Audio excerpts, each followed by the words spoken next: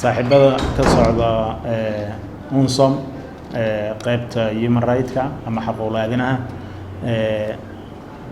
representative-ka ama wakiilada wasaaradaha ka socda iyo howlwadeennada kala dhammaantiin asalaamu calaykum waraxmatullahi wabarakaatu. bacda salaam,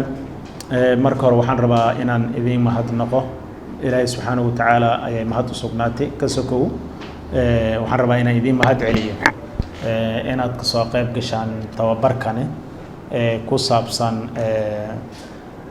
xaquuqaha ama waajibaadka saaran dadka mas-uuliyiinta ama dowladda ha ahaadaana ama dadka institutionada kale ama hay-adaha dowladda ama hay-ado kale aan dowli ahaan ka shaqeeya dhammaan saaran. waxaan filayaa trainingkani wuxuu socon doonaa 2 maalmood.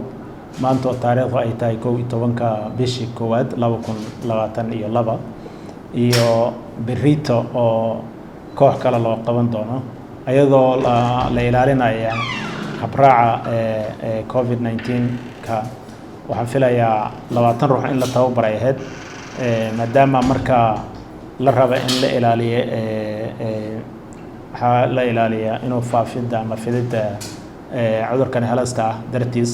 walidiin kala qaybiyey 2 koox lidinka dhigay maanta 10 ruux beritina 10 kale ayaa galaysa. saa ogtihiin hay-adda UNSOM qaybteeda xaquuqul-aadanaha iyo wasaaradda haweenka arrimaha qoyska xuquuqul insaanka markasta waxay ka shaqeeyaan ama ay howlgal wada jira ka sameeyaan arrimaha la xiriira xuquuqul-aadanaha. saa ogtihiinba hay-ad dowli ha ahaata ama hay-ad kale oo caalami ah UN ha ahaata ama mid kale ha ahaata markasta adeega dowladda ay qabatay adeega hay-adaha kale ee aan dowliga ahayn ay qabtaan mid caalami ama mid maxalli ha ahaadaana way isdhamaystirayaan. marka maadaama howlahan ay isdhamaystirayaan markasta waxaa muhiim ah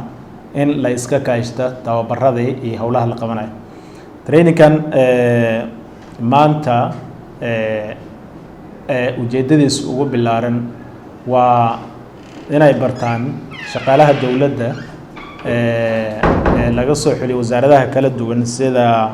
wasaaradda arrimaha gudaha, cadaaladda, maxkamadaha ama garsoorka andhaha, ururka qareennada, wasaaradda haweenka, wasaaradda qorsheynta iyo waxbarashada. dhowrkaas wasaaradood oo inta badan safka hore ah wasaaradda haweenka wada shaqeyn dhow ay leeyihiin arrimaha bulshadana ka wada shaqeeya dhammaantood ayaa trainingkan loo qabanayaa xooggan lagu saarayaa shaqaalahooda inay ka ogaadaan xaquuqul-aadanaha. qof kasta ama oo shaqaale ah oo xafiis jooga oo xafiis dowlad jooga waajib waxaa ka saaran gooni ah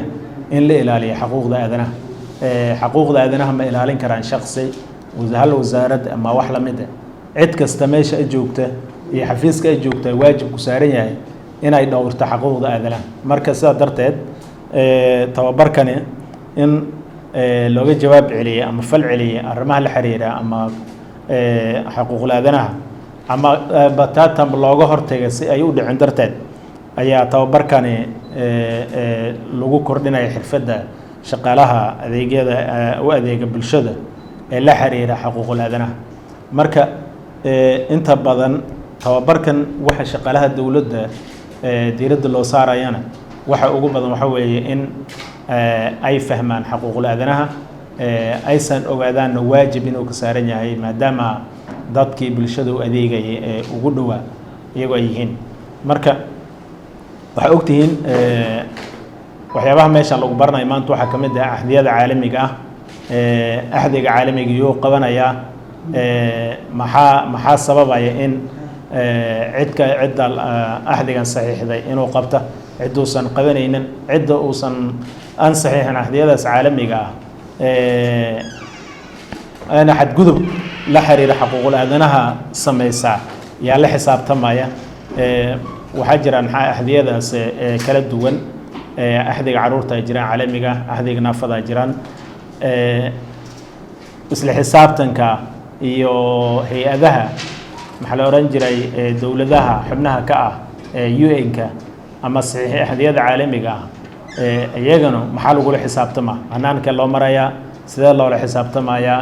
iyo waxyaabaha aad baranaysiin axdiyada caalamiga intay leegyihiin marka yaa u xil saaran inuu qabto yaa iyo waajib gooni saaran yahay adiga oo shaqaale dawlad ah haddii aad daawatid qof dhibana ah aad ku daawatid maxaa waajib ah ku qabanaya maxaad xagee tacti ka geysatay waxyaabahaas oo dhan marka waxay fududaynaysaa qofka inuu fahmo waxa waajib ahaan u saaran dawlad ahaan u saaran shakhsi ahaan u saaran wasaarad ahaan u saaran marka mar kasta waxaan idinku dhiirigelinayaa in aad xiisaysaan barnaamijkan xiiso badan gelisaan waqti gelisaan ka faa'iidaystaan maalinta halkan aad joogtaan waqtigiina u noqdona wax mustaqbalka shakhsiyadiinana anfaco sidoo kalena dawladda iyo bulshada weynta ee Soomaaliyeed khaasatan kuwa reer Jubbaland oo inaga waajibka gooniga inaga saaran yahay aan ugu anfacno ayaa lidinka baahan yahay marka waxay marka noqonaysaa in shakhsiyadaada aad u soo dhistid iyo in institution-kaadi ama hay'adii dawladda ee ka socotay ay dhisaan marka dhamaantiin waxaan idinku boorinayaa inaad u istaagtaan la dagaalanka kacdiyada ka dhanka ama la xiriira xuquuqul aadanaha waajibaadka haddii ay tahay ururka qareennada iyo haddii ay tahay wasaaradda haweenkaba dhammaanteen waxaa noogula baahan yahay inaan tusaale u noqono inta aanan ka faa'iidaysanin trainingka aan at the same time gudbinaa warbixintani aan gaarsiinaa saaxiibadeen kale ee fursadda aanan u helin inay maanta ama berri ka faa'iidaystaan tababarkan dhowrka maalmood noo soconaya dhammaantiin waxaan rabaa inaan idin mahad celiyo mar labaad waxaan rabaa inaan idin xaqiijiyo haddaadan kasoo qayb gali lahayn ma suuro gasheen inuu tababarka maanta hirgale aad iyo aad ayaad u mahadsan tihiin trainingkiina si rasmi ah ayuu noogu furan yahay insha allahu tacaala labada maalmood waa mahadsantihiin asalaamu allahu calaykum